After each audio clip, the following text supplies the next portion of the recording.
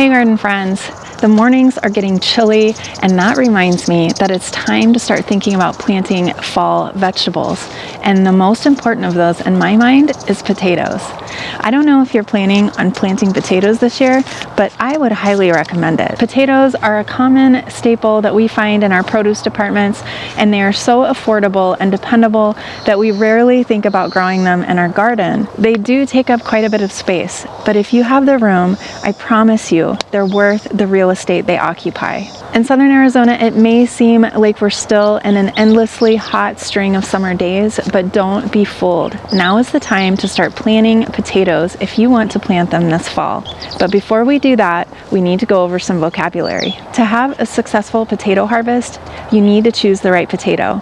You have 3 choices: early, mid-season, and late. This refers to the days to maturity. There are 2 other terms used to describe potatoes: determinate and indeterminate. Those words are most used to describe tomatoes. So what does it mean to say a potato is determinate or indeterminate? Determinate potatoes are fast growing and produce much more quickly than other varieties of potatoes. They also produce a smaller crop as well as a smaller potato. Early and mid-season potatoes are determinate and will normally come to maturity in 75 to 110 days. You may also hear of early and mid-season potatoes referred to as first earlies and second earlies. Indeterminate potatoes come to maturity in about 130 days. They will produce a larger crop as well as a larger potato. Indeterminate potatoes will keep forming new tubers in layers under the soil until they're killed by a hard seasonal frost. Late season potatoes are indeterminate potatoes and will also be referred to as main crop potatoes. Since we have a short, cool season in southern Arizona, early and mid-season potatoes perform the best. You can plant your potatoes in mid-September. I like to plant mine in late September because the temperatures are cooling off a bit more by the end of the month. But you've got a window of time. You can plant your potatoes, depending on what zone you're in southern Arizona, between September and January. Just remember that potatoes are sensitive to hard frosts. The benefit of planting early and mid-season potatoes is that you can stagger the harvest. So your early season potatoes are going to get done sooner, and then your mid-season will follow, so that you don't have to harvest all of the potatoes all at one time. And so I find that really helpful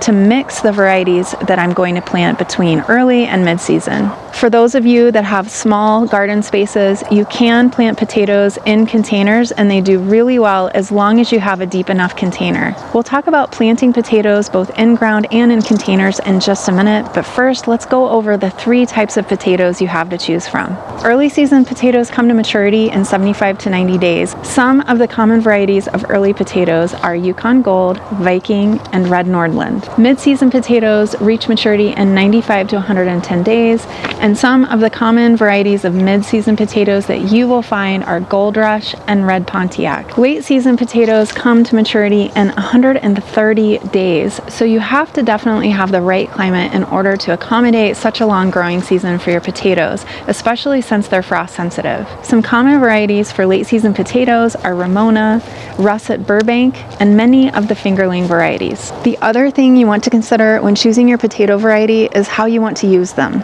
For example, red-skin potatoes are generally waxy and have a lower starch content. This makes them ideal for boiling, roasting, salads, and soups. White-skin potatoes can either have high or low starch. Varieties with a high starch will have a mealier texture and will be better for making potato chips or for frying. White potatoes with a lower starch content will be better for boiling and roasting. Brown-skin potatoes, such as russets, can have a dual purpose. They're best for baking, but they can also be fried. Of course, there are always exceptions, like those beautiful blue and purple potatoes, so if you want to try one of those varieties, do your research and find out what their best use is. So now you have a choice to make: red, white, or brown, determinate or indeterminate, early, mid-season, or late. Once you figure out which type of potato will work best for you, you need to get your order put in to an online supplier or buy them from a local garden center so that you're ready to go when the time comes. Planting potatoes requires a lot of decisions, and we're not done yet. We've got one more. To ensure that you order the right amount of potatoes, there are a couple of other things to consider. A general rule for planting seed potatoes is that for each pound of seed potatoes you plant, you'll get 6 to 8 plants, and each of those plants is going to produce 3 to 5 pounds of potatoes. How many potatoes you decide to plant depends on the size of your family, as well as how many potatoes you like to eat. Make sure you purchase your potatoes from a certified supplier. Planting potatoes from the grocery store might result in potato plants growing and a harvest. However, there are a couple of things to consider with that. One of those is that potatoes available at grocery stores are usually treated to keep them dormant. Grocery stores do not want them sprouting on the shelves because that would not be a desirable potato for customers to buy. The second thing is that those potatoes may carry diseases, and you don't want to introduce a disease into your garden soil that you'll have to deal with for seasons to come. It's just not worth the risk. Let's fast forward to that exciting day when you get your seed potatoes and you're ready to begin planting. The first thing you need to do is expose your potatoes to light. If you've ever tried to keep potatoes in your kitchen and it's anywhere near a light source, you know that they quickly develop eyes and start to sprout.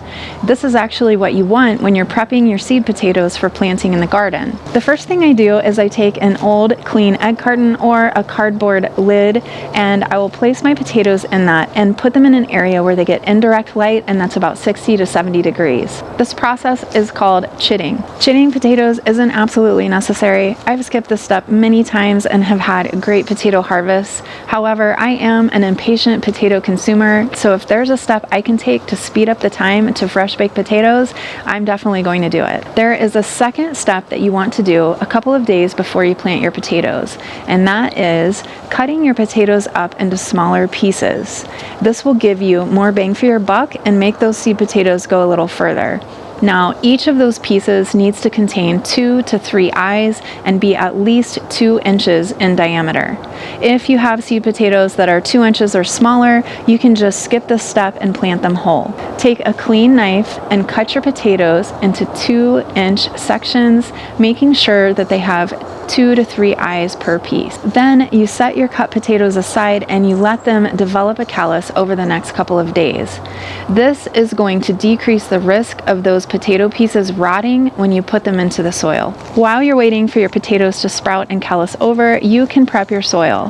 When I remove my summer garden plants, I will immediately top my soil with a 1-inch layer of compost to refresh the fertility. I don't turn the water off in these beds while they're empty in between seasons because the soil biology, just like you and I, needs moisture to stay healthy. The best way to know if your soil needs any amendments added is to do a soil test. I try to do that once every year or two. If you don't have time to do that or you can't afford to do that, you can always just add the compost and add a balanced fertilizer which has an even ratio of nitrogen, phosphorus, and potassium, those 3 numbers on the front of the bag, which should be nearly equal in value. Then you can water all of that in well and keep it moist until you're ready to plant your potatoes. There are many methods for planting potatoes, but the basic trench method is what has given me the best results. I dig a trench about 8 inches deep. This will provide space to add soil as the plants grow. Place 1 piece of cut or whole potato, cut side down, with eyes pointing up, every 12 to 15 inches. You'll want to space your potato rows 3 feet apart. Remember, potatoes are a root vegetable and they're going to develop an extensive root system, and if you want to get a good harvest, you need to provide them with enough space. If you're interested in growing a small or baby potato, you can space your rows closer together. This is a good option if you're dealing with a smaller space.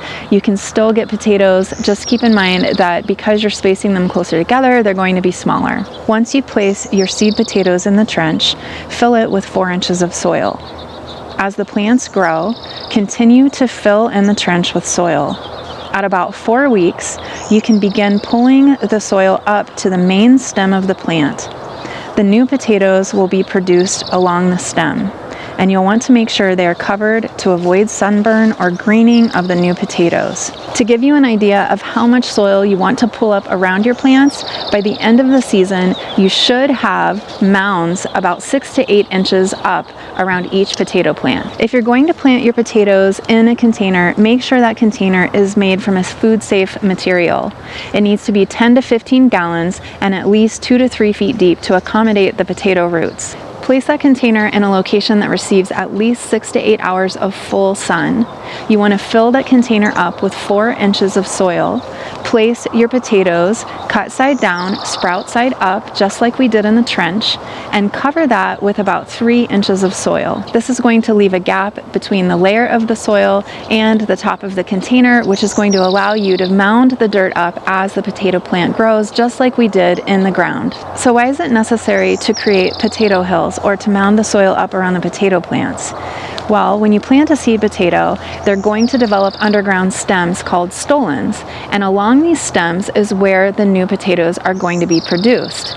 You want to protect those new potatoes, which have very thin skin, from the sun because they can get sunburned. And when they get sunburned, they turn green and they just don't taste very good. As your potatoes are growing, they can work their way to the surface, so you want to make sure that you're always vigilant and covering them to prevent any of that sunburn.